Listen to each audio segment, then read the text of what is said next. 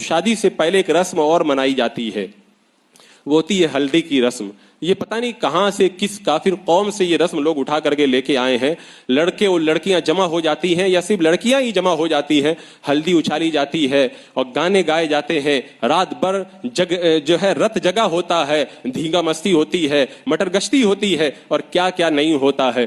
اسلام اس طرح کی رسموں کو کبھی بھی جائز نہیں قرار دیتا۔ ہلدی لگانا دولہا اور دلہن کو، اس کے اندر کوئی حرج نہیں ہے، لیکن عورتوں سے ہلدی لگوانا یا ہلدی سے اس طرح کھیل کود کرنا اور اس طرح سے جو ہے وہ غیروں کے ساتھ میں اختلاط کرنا بے حیائی، فضول خرچی اور بے شمار گناہوں کا مجمع ہے۔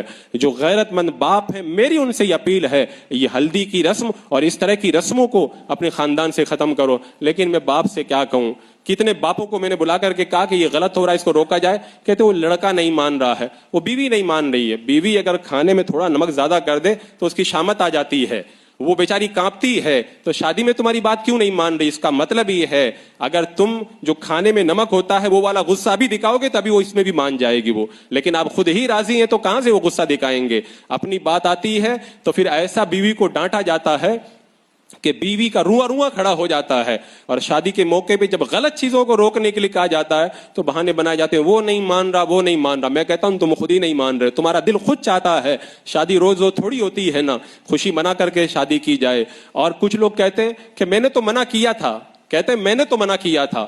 میں صاف صاف کہتا ہوں کہ یہ جو رسمیں ناجائز اور حرام ہے وہ جہنم کی آگ میں لے جانے والے۔ آپ کا بچہ، آپ کا بھائی، آپ کا بیٹا، آپ کی بیٹی، آپ کی بیوی اگر آگ میں کود رہی ہو، آپ کہیں گے دیکھو بیٹا مت کودنا مت کودنا، وہ کہیں میں کودوں گی، تو اس کو بچانے کے لیے دوڑو گے نہیں؟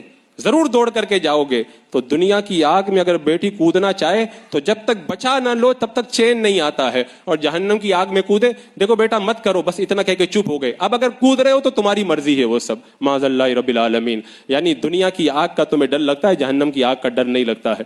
حضرات مکرم، وہ جتنی رسموں کی جو ایک طویل فہرست ہے جو میں نے دیکھی ہے، اس کو اگر میں بیان کروں مجھے کئی تقریریں کرنی پڑے۔